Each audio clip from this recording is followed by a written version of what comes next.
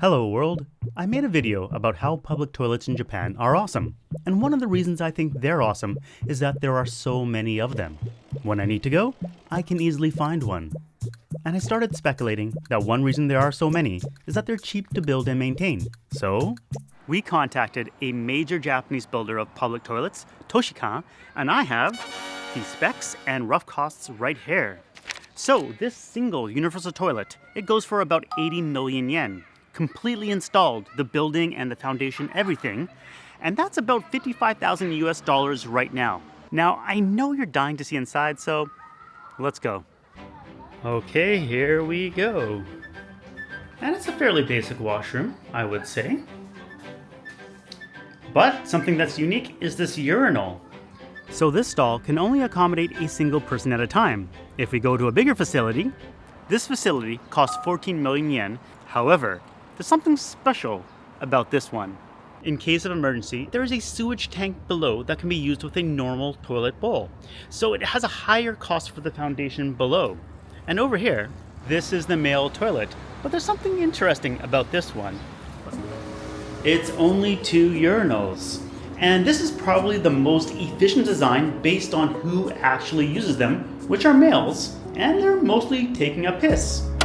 It turns out that only 2% of females somewhat are often used park toilets, whereas it's 32% of males. But for everyone else, if we round the corner and go this way, we have the universal Data Demo toilet. Ta-da! For a more common setup, we'll go to another park, and this facility is fairly standard for non-tiny parks. The cost, 18 million yen. Ako, can you please show the woman's side, please? There's one toilet. Thanks, Ako. Okay, so here's the universal toilet, our data demo. And we have a baby change table. This is for colostomy. Over here we have the toilet with handrails for people with disabilities or for older people. Yep. And let's go to the male side, which is over here. And over here, another toilet and baby holder. If you noticed, I put an asterisk beside all these costs because I was reading an article about Yokohama City, where we are, and they said the average facility cost is about 40 million yen. So I'll double the estimate provided by Toshikan. Why the difference? It turns out that even though Toshikan's costs included the foundation, water, sewage, and electrical hookups, there can still be more costs associated, like providing wheelchair access to and from the barrier-free facilities, removing old buildings, and landscaping afterwards. So that can easily increase the cost by 50 or 100%.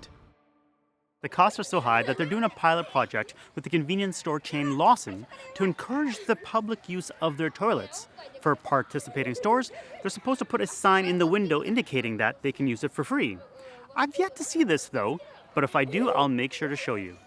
This is Editor Greg here to report that I didn't find any signs on Lawson's I visited in Yokohama. And reading Lawson's press release, it was only piloted at 2 stores. And when we called the city to inquire, surprise, surprise, they're currently not running this program.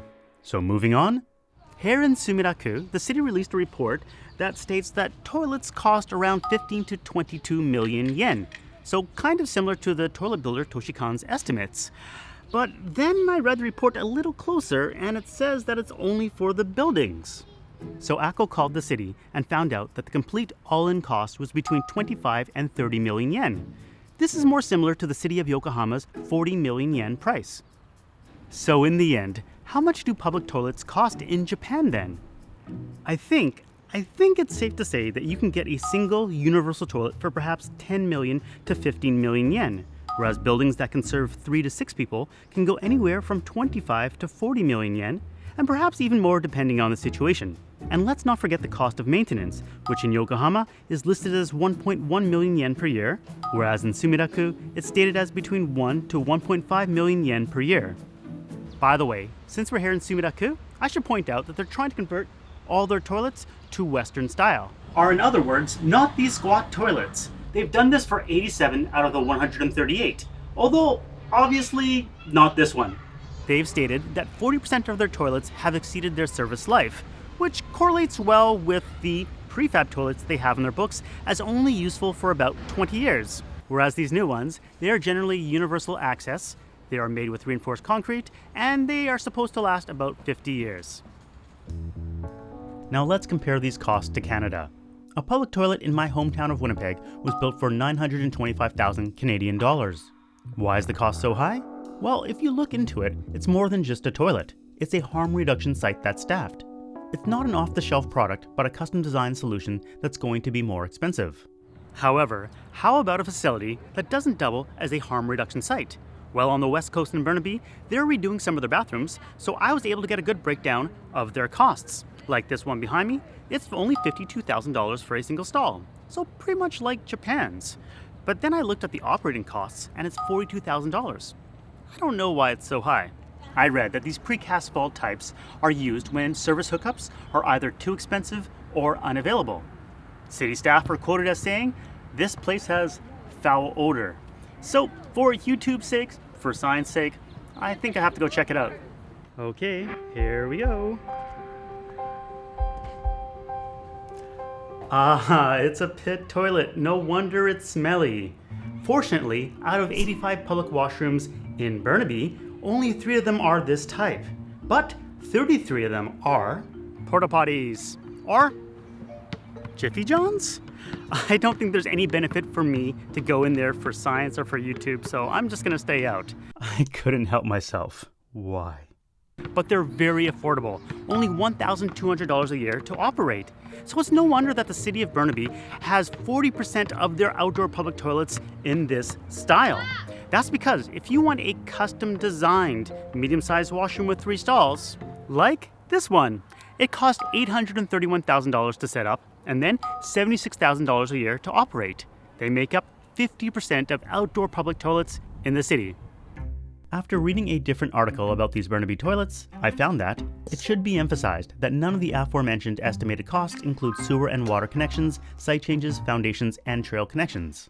But that's still more affordable on a per-user basis than self-cleaning options like this one over here. It's $439,000 to set up this single universal stall, and it costs $37,000 per year to operate, which is basically the same cost as hiring someone full-time making minimum wage in the province of British Columbia, which is where I'm standing right now. Well then, why not hire someone to be a full-time stall attendant? Well, unfortunately, they can only work 8 hours a day, 5 days a week. Whereas this thing, it can do its thing 24/7, 365. So there's a new kind of universal toilet called the Portland Loo. It's only $150,000. Before you add in the installation costs, which for this bad boy over here was $300,000. So that's basically $500,000 all in. This design is supposed to combat crime, vandalism, and deterioration. It's also meant to be easy to maintain and clean, thus lowering annual operating costs. However, I can't seem to get into this thing, so I guess I don't know. So yeah, I guess operating costs are really low if it's not open at all. Unfortunately for me, the slatted panels, which are supposed to provide privacy and airflow, generally work. Even when I went high, I couldn't see in. Going low, I could see the floor, which is a design feature meant to allow passers-by the ability to see in case someone inside needs medical assistance. But lo and behold, if you go to the very bottom, you can shove your phone under and see in. And it's not open yet, they're still working on it.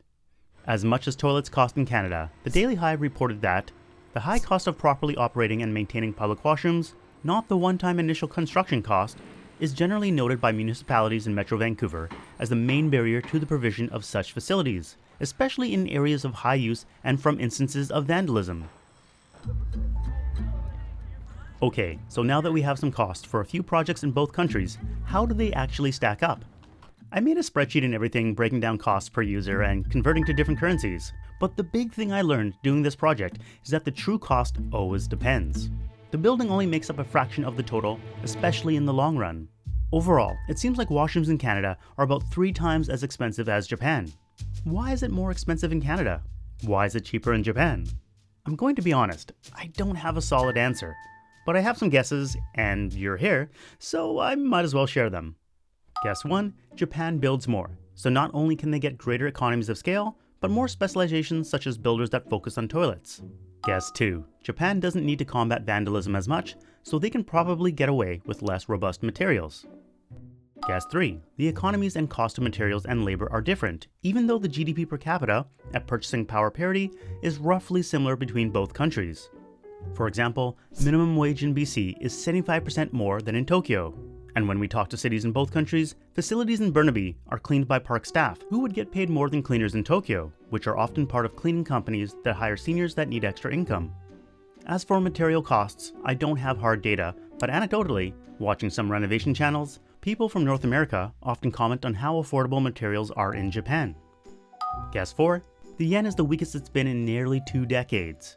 And guess 5. Perhaps it's the size of the facilities. Generally, everything in Japan is a bit more compact. I didn't think to bring a measuring tape with me around the Canadian facilities, but I wouldn't be surprised if they were bigger. So those are my best guesses, but I'd like to know what you think. And why does Japan have more public toilets than Canada? I actually think I do have an answer to this one. Well, I don't, but my friend Yute Lee from About Here made a great video explaining the Canadian side of things. Since there are many moving parts that would be hard to explain quickly, I'll leave the link to his video in the description. For the Japanese side, I was thinking that it might be part of some basic right that the public have access to clean water and toilets. I then came across this from the Ministry of Land, Infrastructure and Transportation. The purpose of urban parks is to provide green space that is effective in improving the urban environment, as well as to provide shelter in the event of earthquakes and other disasters. So toilets and clean water are disaster related. So we wrote the ministry and yeah, they were very non-committal in their response. So we called up a couple local cities to ask why, and they basically said, we provide toilets and clean drinking water for the comfort of our users, and also in the case of a disaster. So while I do know that some facilities are built with disaster preparation in mind, I don't think this accounts for the majority of them. There doesn't appear to be any law requiring toilets or drinking water, but rather, it's simply the norm of how local, prefectural, and national governments think about the places where the public gathers.